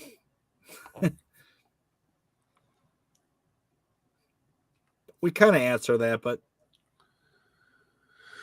NFTs a fad. I mean, it's kind of easy to point out some of the big brands that have got involved at this point, to kind of fade that theory of thinking. I'm thinking alone with the Microsoft acquisition, Facebook changing their name to Meta. Some of that stuff we already talked about. They changed their name to Meta. They changed their whole damn name to Meta. I would just say, as you just said. I mean, Nike buying, RTFKT, and Adidas, investing into Bored Apes. Prada just launched an NFT with Adidas. It's just there's so many things that you can point to that, even if it's a fad, you're still got a couple of years before that fad ends. So Yeah, and as we said earlier, these celebrities that are like, you have Ashton Kutcher, he has a project. You have LeBron's, he's probably gonna start a project. You have the NBA Top Shot. You have NFL now. You have basketball, or you have basketball, UFC, football, yeah, Yeah, baseball. Topps UFC is in too. it. Fanatics is in it. UFC's in it. Dr. Seuss is in it. Soccer, MLS, and all that. They're all in it with Super Rare. Like, there's a lot of huge, just big. I don't know. There's so many people and corporations involved now that I don't see it as a fad. yeah, and it seems like an easy enough thing to where, say you buy season tickets, instead you have this NFT. Like, it's much easier to resell that and have it in the system, and then get a kickback and their money back. Like, I mean, the thing almost makes too much sense for the real world that it would be a fad, right? Because the stuff we're already doing, they already have digital ownership. It's just all over the place. All right, I can't even. I think this is a bad take myself, so you can try. I'm not gonna. I don't want to say anything about this. Like, go ahead, Ben. I don't even think we mentioned the hate babes. Wait, what is he? Hype Hate apes. apes. Where's it Yeah, say remember hype? those hate babes? Oh, hype. I thought he was talking about board apes, but I thought he was talking about hype apes. Okay, go ahead, Ben. I don't know anything about the hype apes. You do. Yeah, I mean, when a project pumps that much, right, it has a similar feel of Mechaverse at that point, at least to me, right? If I was an early minter, it probably would have been something that I flipped at that point. Well, But tell me if about what that's Mechaverse was. Like, Mechaverse was huge, huge, huge. yeah, and now I think they're trading for just under an ETH, and they were 12 ETH from the start. So Yeah. I don't know. So it's not a crypto funk, though, right? I never bought either of them. I think he's probably referencing the hate apes to a board ape because it's similar look and feel. Same thing with crypto funks, right? They're referencing the crypto punks. So I don't know. It's always tough with those derivative projects because you're banking on something that already been done, and how often does that actually work out? And are they going to get sued and taken off OpenSea? Like, I don't know. I've seen a few projects you take it. I don't buy any derivatives. Like, I didn't buy any of the alt punks. Like, those were like the big things that were kicking back in March, April, May, where everybody had like an alt punk or punk baby or something punk. Everybody had a punk in their damn name. Now everybody has a damn ape in their name. So yeah, I mean, I don't think the hate beast have any worries about that, right? I don't think that's something that you should worry about them being taken off, right? They're different enough to where they're probably going to stay on there, but at the same time, that they pumped to 7-8 ETH or whatever, it's they went that high. Damn. Yeah, it's probably overplayed at this point to me, at least. Yeah, I'll show them real quick so people know what we're talking about. All right, last question I saw. The kids that made millions. This thing, right? Looks like a bored ape with a hat. Yeah, it's just like a 3D version. Whoa! What? They say 8.7 ETH. Yeah, I don't know where it went. There we go. Yeah, 8.5. And they're not even revealed? Nope, no reveal yet. How many projects come out where they're not revealed right away? Like, that's just like, that could be a big rug pull, right? Yeah, that's a little scary to me. No, I think this team's actually. I thought the artist behind this one was Docs, but it still doesn't. I don't think it adds enough value. It's a 3D avatar. Yeah, if I own one, I would sell it right away, especially at that price. How much was the mint? What was mint price? What was it? 0.4 for those, I think. That's it? Yeah. Yeah. That's gone. Like, in my collection, it's Right. gone. So last question I have. What do you think about the kids that made millions off their own NFT? Are you talking about the kids that their own NFT? So you're talking like the kid that made yeah, I know he's talking. I think that's great, honestly. As long as it's the real kid and not like some fake person pretending to be a kid. Like we have a lot of people that did that. What was it? The World of Women was actually like Russian dudes that were running the project, and they had to basically sell it off to a community of women that are running it now because it was just fudding. Wasn't that World of Women or was it something else? No, it was the other one. It was the other women's project where they had like weapons maybe, and they had like glitter on her face. What were they called, man? Yeah, I don't remember. I know what you're talking about, though. Yeah, I forgot their name, but it was before World of Women. Yeah, so I seen this message here. We should check out Invisible Friends. So Invisible Friends is so it's so much overhyped. I don't know that there's even a chance that you could get into the whitelist at this point. It's definitely one of those that is going to mint out and probably immediately go to at least the 70th floor. So you're kind of just lucky to get into it. But if you don't get into it, right, it's going to be hard to get into in the secondary. All right, so George told me I should get NFT Fairy on. Yeah, he's welcome. I talked to NFT Fairy. I think so does Iceman. Yeah, I have no problem bringing him on, for sure. I think that's all the questions. So let me do these packs now, and wait, let me get this Nightbot on first. I like Nightbot. Nightbot does all my work for me, so I don't have to track people down and all that crap. All right, we're good. Let me get this thing going now. So if anybody here is not familiar with Top Shot, it's basically basketball cards, NBA basketball, and as I said before, they're my first NFT. I call them my gateway NFT. So tell me if you hear the sound. You hear it? Got it. Ooh, they got new music. Wait, that one's something. That one's the best one, whatever it is. So let's see.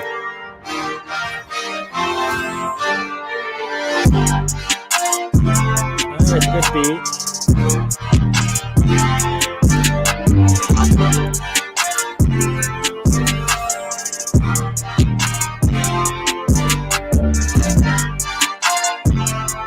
Is it weird that the best beat that they had was actually for the WNBA packs? I can't hear you. It's too loud.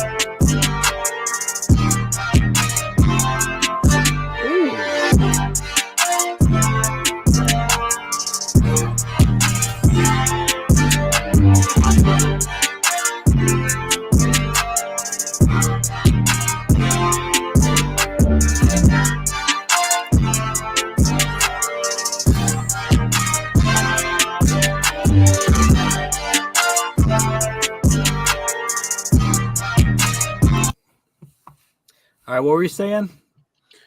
No, I said I feel like the best beat that they had was actually on the WNBA packs. Yeah, those were good.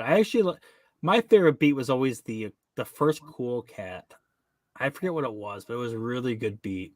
I wish they would sponsor like emerging artists on here. Oh, that'd be awesome. Packs. Yeah. Just even for exposure, I'm sure people would do it. For sure. All right, here we go. Next pack.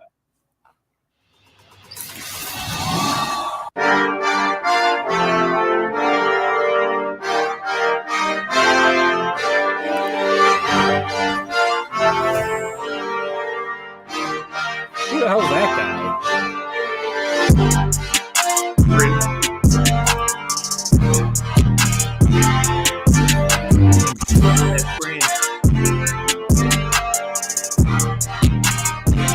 Oh, that's nice.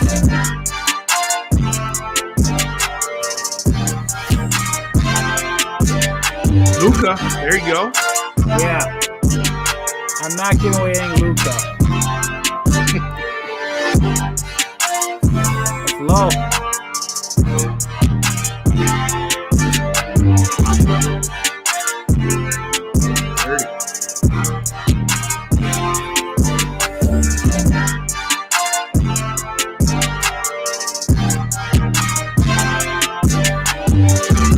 Oh, you got a John Morant? That's probably one of the best ones you could have got, man. Yeah, he's Dude's awesome. MVP candidate, right? Oh yeah. Yeah, so far off these packs, the only two I will not give away is the Luca and the Morant. Anything else I don't really care about. All right, next pack.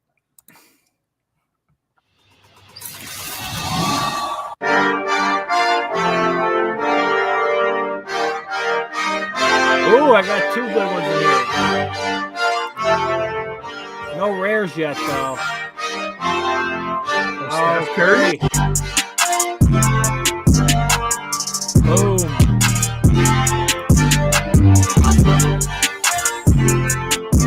Oh man, this is a dope pack. Yeah, so far.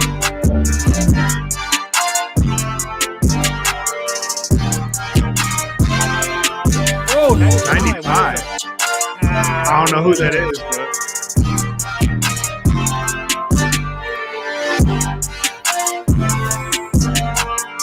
I like Booker. what's that cereal too? 524. I can't see his screen.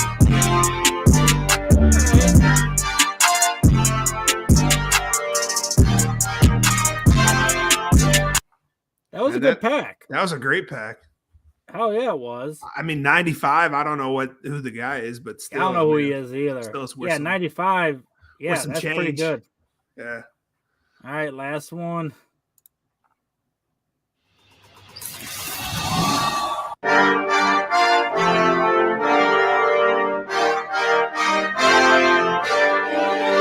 so I don't know if you hear me, but you see how that one's darker? That means that's the best card in there. The rest are all dim.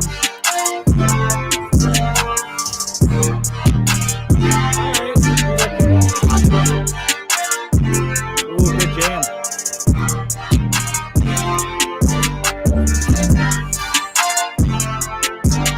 Don't know him. Oh.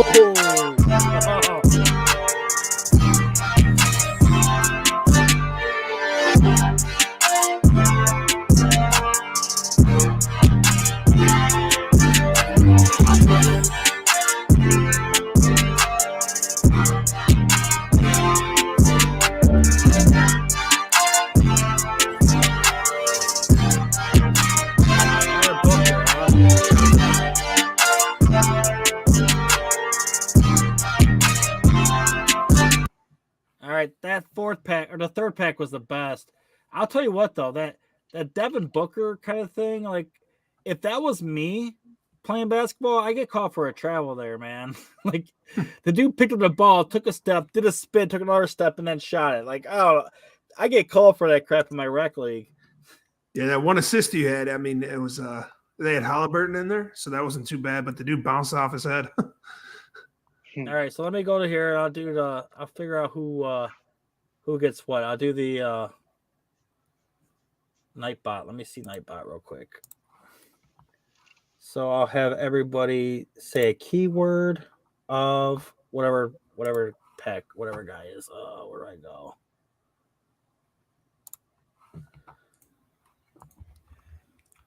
I don't know who's a good guy that's not the guys I like. Tobin, is he good? Ben, you there? Yeah, can you hear me? Yeah, I'll give away one of these Devin Bookers. That's an LE. So whoever types, let me put the keyword in first. How do I do this shit? Regular keyword. Okay. Take here. I'm sorry. I have to figure out how to do this, man. I don't ever do this. It's saying mods, regular, subscriber, user. Is user just anybody here? Anybody know how to do this or no? Ben? Oh, there's like nobody.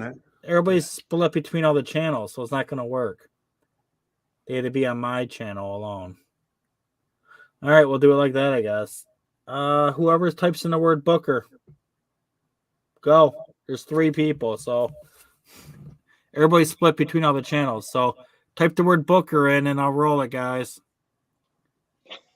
Here, just so everybody's included, I'll send my thing real quick because I want to. I mean, there's more than 2 people here doing it. Yeah, it looks like there's 9 on Twitch.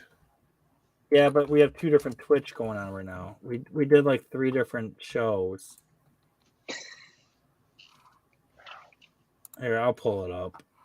You guys come on here. We'll do it a couple minutes. Just so everybody has the same chance. There. Go here.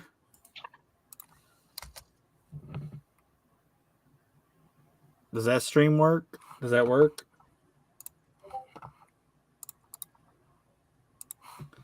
I don't know if that works. Here, everybody just come here for 1 minute just to do this, and then we're done.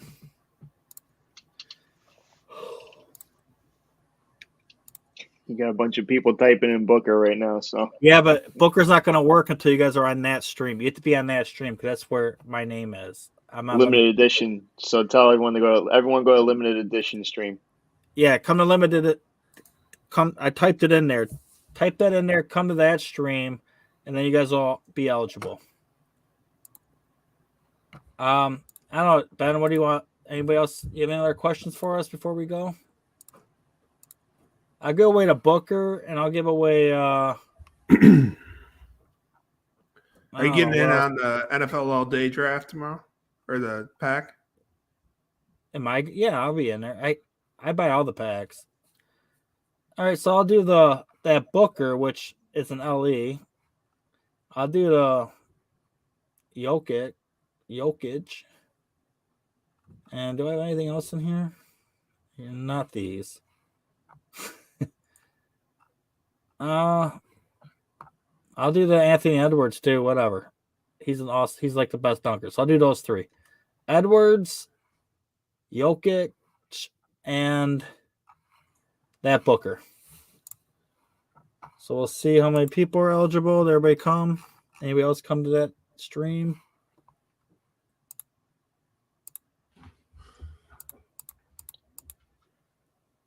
No, there's only 1 person. I don't know. I don't know how to do it. Like, I see all these people, the numbers are there, but it's not showing anybody in here now. Yeah, you got 7 on limited edition, 7 on Iceman, and 1 on limited edition. Here, I don't know.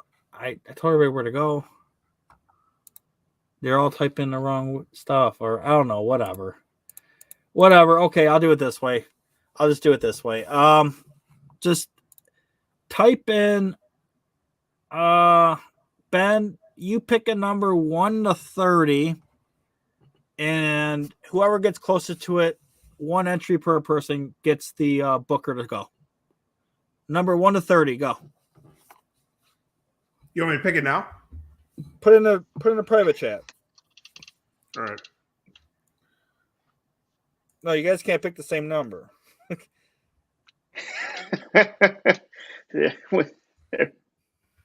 Hey, 21 and a half. Come on. Yeah, The number price 1 is to right. 30.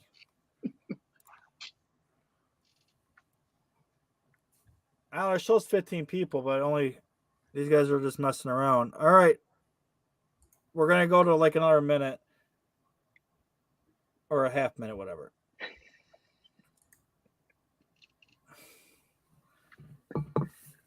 Yeah, and if you go over, it doesn't. You lose. It's Price is Right rules. Always Price is Right If you rules. go over, you have to go under. Yeah, I'm saying if you go over, you don't win. It's like Price is Right, where you go up that cliff thing and you fall down. All right. No, it's over if you go over. All right, so the Booker goes to. Oh my God, he really got lucky there. It goes to Star because the number was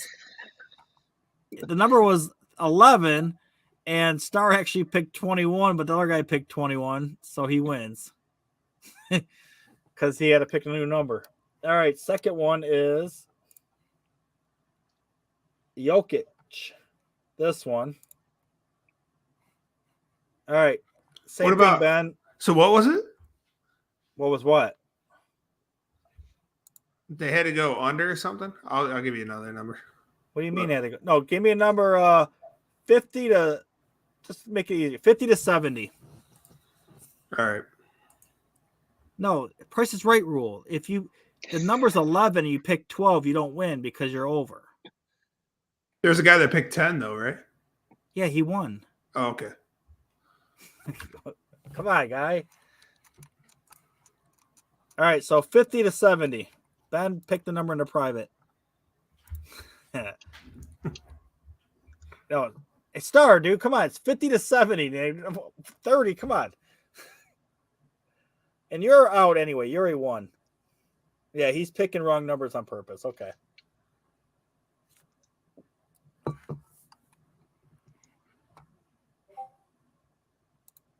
All right, so the number is 69, of course. 69 is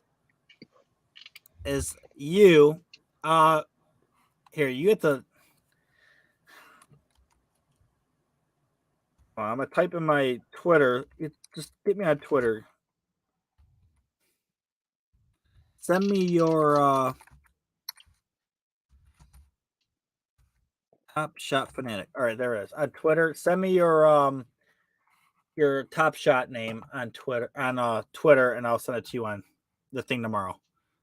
It was Crack-a-Trav. All right, and the last one is what I say it was.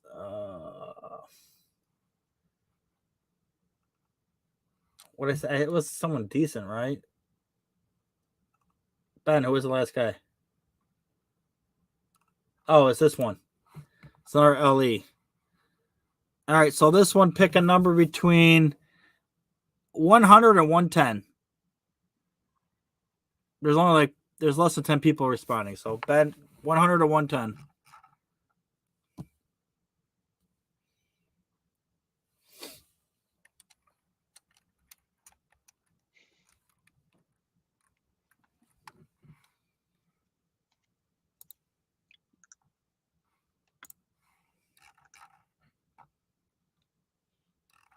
All right, Jammers. It's actually 101's the number, so Jammers wins. Man, hey, guess what? Jammers, he joined Wolfpack this week. He's in Wolfpack now. Iceman, you hear me? Oh, did he? Yeah. He came with me to the first syndicate I was in, and now he came over here to me. All right, so awesome. Jammers, I already got you. So just send me your Top Shot name on Twitter. We're already friends, so just send it to me. All right, so those are the 3 moments. I got the Star wins the. I know what they are. Star won the first one, which was Booker. The guy can't say his name. Crack-a-Trav. He gets the Jokic, and the last one, which was Edwards, goes to Jammers. All right, guys.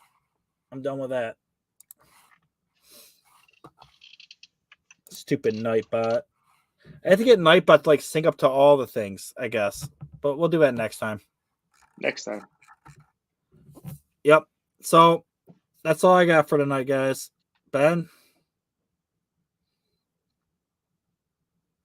His sound is off. Yeah, you're muted or so. No, you're off. So yeah. Yeah, I think it was a good show. I was happy. It's always good to help onboard people into the community as the space continues to grow, right? It's always helpful to kind of humble yourself and see where you started. It's not like we're for sure whales or anything like that by any means, right? We're just regular people as well. But yeah, the more we can help, the more help onboard people in the space, the better we'll all be. So. For sure. I consider myself a frog. I was talking about this earlier in one of the Discords where basically I'm not a tadpole. I'm not like the algae at the bottom, just leeching off everybody. I'm not a tadpole. I grew up now, but I don't have enough money to really. I might be a minnow. I'm a minnow. And I don't know if a frog, a minnow is not. I like a frog more than a minnow, I think. Regardless, I'm not a whale. I'm not even like a carp or anything, but I'm good enough now where I have a good knowledge where if I do start getting some lucky mints and making more money, that I have the knowledge and skills now where I can become an upward like a shark one day, or a whale, whatever it is, because I do have it. I just don't have the money yet. But That's we're almost like NFT brokers, right? Like if somebody gave us money, we can make them money, but it's not like we're making enough money to quit our day jobs or anything like that. So. For sure. Like if I actually had someone that would invest in to an account that I could just use and I get a percentage of it, yeah, I could probably do pretty damn well. But I don't want to really do that either in case it goes to zero. Then I owe all these people money because I don't know. I'm not gonna ask anybody to give me money. So, but yeah, if anybody else has any questions, man, just hit us all up. Ben, what's your Twitter? It's Benjamin Brand. So just add Benjamin Brand on Type Twitter. It right in there, Yep. man. Type it right in there for them. Yeah, feel free to text us on or DM us on Twitter, Discord, and just tune in the show and ask questions, man. We're always here. We're always willing to help. And I think next week I'm gonna do 2 game shows next week. I'm gonna do one for probably Sin City, and I'm gonna do another one for just people we know out in the NFT space. And Ben's gonna come up with some new games. I'm gonna do the Sin City games. Yeah, I got some new games. I was also thinking about maybe doing something, with community people where we do, kind of guys that we know that are in the space versus like just everyday people if they're not afraid to get on camera. I thought that might be something cool. Oh, I like that. Yeah. Like Joe's versus what's that? There used to be a show. Pros versus Joes, but something. I don't know if we consider like the group pros, but definitely people like veterans versus rookies or something. For what, like NFT questions? Yeah, NFT questions. Yeah. Okay. Well, the Wednesday show is gonna be pop culture. There's no way I'm gonna ask the Sin City because a lot of the Sin City no, I'm talking about for Thursday show. Yeah. Yeah, for Thursday. Yeah. A lot of the guys in Sin City, or a lot of the men and women in Sin City, they wouldn't. I don't know their skill level on NFTs, and I wouldn't want to put anybody in a tight spot like that. So. I'll just do pop culture for that. So, Iceman, where are you at with like NFTs? I know you're mostly dedicated to Sin City. Is there any like NFTs you own? Like how deep are you in the space outside of the Sin City ecosystem? I'm a newbie since Sin City's my first. So basically, I'm just learning as I'm going along right now. Very fresh, very, very fresh right now. Has there been any NFTs that you have minted or purchased outside of? No, I haven't really explored with the whitelisting yet. So that's like I said, I don't know enough to really, and that's why I was asking these questions to see exactly what you should be looking for. So like you guys have a lot of experience with that, a lot of knowledge. So a lot of the information that you actually told me today, I'm gonna put that to work and put it to use. Yeah, one other thing too is like if you are looking to buy something on secondary, a good thing to always do is kind of play the marketplaces against them, right? So check Rarible, check Looks Rare, check OpenSea. You might see some type of discrepancy. Like I bought Crypto Dunk the other day, and they were trading for 1.69, I believe, on OpenSea, and they were 0.1 on Looks Rare. So, there's always ways to save money, going that route as well.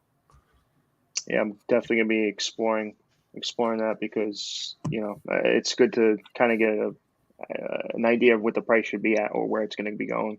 So if it's a good project to go into. Yeah, for sure. Even Rarible. Some people have stuff on Rarible they forgot about. Maybe it's still listed there really cheap, and it's like I would check them all, man. Like arbitrage. Yeah, on new ones, yeah, exactly. Because on new ones, new mints, like obviously you're not probably going to get a deal there, right? It's kind of the same. You're looking for shit people forgot about. But if something older that what? He's looking for shit people forgot about. Like they forgot they listed it in the shop, like crypto chicks. Like it's like people are probably like the bots will sweep the floors on all of them, but maybe you get a good deal. Yeah, like those time. Time has a time caps. So like with those, you can mint the upcoming mint, and on Looks Rare they had some for like 0.05 when they were like 0.1 on OpenSea. So people are just buying those because they know whatever the next mint for time's going to be a lot more than 0.5. So 0.05, I mean. So yeah, always opportunities. It's just kind of navigating throughout the space because there's just so much to know. There's just a lot of stuff to learn. Yeah, that's the whole thing. It's really just a learning curve right now. Well, hey, That's hopefully me, Ben, and I answered all the questions you had, man. Is there a huge delay? We got one person in there chatting numbers. I don't know. They're not even chatting. I don't know. 62. But hopefully we answered all your questions tonight. And if you ever have any other questions, hit us up, man. Like, as I said, like, I got Ben into this stuff, but he knows way more than I do now, man, because he follows it way more closer than that. Like, this guy, you saw the project. He just gave everybody like 2 or 3 alpha projects I didn't even know about. Like, I'm definitely looking at Serial. I'm looking at Serial for sure, because that looks like that project looks really hype, dude. Like, with all those followers and all those, like, there's a lot of engagement. It's not just followers; it's the engagement I look for, not the followers. It's always the engagement. So you think can you still get whitelisted on that project? I think that one is still open for. What do you have to have that to be one and whitelisted? Clementine? What do you need to be whitelisted? Yeah, a lot of times it's probably one of those synth ones, where you gotta grind it. But yeah, they either have the grind ones or they have where you have to own like a blue chip NFT already. Like a lot of them have that. Or contest, right? They have contests, so you do contest, art. But there's a lot of them too.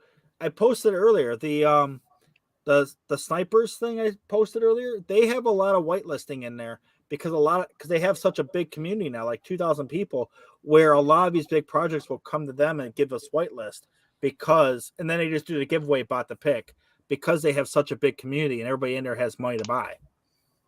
So, yeah, that's another good thing too. Is like a lot of people in this space have regular jobs, so it's really hard to sit there and grind.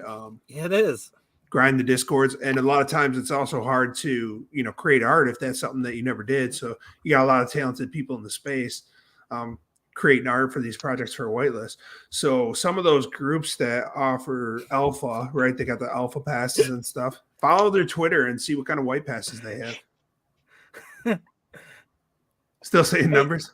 Wait, this person, is that Miss Tuts? It looks like the picture she always has, right? No, I don't know. It looks like the picture she always has of her moniker. But yeah, I mean, as I posted above there, that Discord's really, really good. Like, honestly, if anybody's like brand new to it and you want a free Discord, and I will also say this is I posted it one more time just because like I think this is a really, really good beginner, novice, and even if you get the more you talk in it, the higher up your rank goes in the thing too. Like everybody knows the rankings and everything, but the higher up it goes, the more channels you have access to. So check it out, man, and just tell everybody I introduced you. I would say there's about 15 guys from this that are in Sin City right now too. So cool. They're really heavy. They all consider it a blue chip project. So just come in there and say hi. I mean, just all right, cool. Well, yeah. Here's what I was talking about though. I mean, these guys are a little priced out, but there's other membership cards that have that give you memberships to the Discords, and they give you whitelist, right? So these guys had like whitelist to the Alien Friends. They've had whitelist to Tron, some of these bigger projects, just for being a member. Now, Clementine's, that's one of the ones that I talked about. So some of these groups like this, where they have whitelist opportunities for holders. There's probably some cheaper ones out there, if you do some research, that'll save you from doing all that grinding and you still get whitelisted where being whitelisted on like Alien Friends would probably pay for the membership just in that whitelist alone for some of these. So it's definitely something that, just looking around on Twitter, you might be able to find and maybe worth at least researching. All right, cool. Awesome. That's some good stuff right there. All right, guys. I'm going to head out. I'm sure we're done. All right, gentlemen. We'll be back next week. And next week we'll be on Wednesday for Sin City stuff and Thursday for just NFT stuff. And we're going to have a game show. So I think we're going to have a game show both nights. So tune in.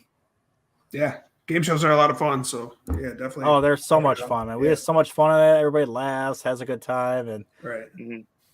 all right, everybody. Good night. All right. Bye bye. Later. Good night.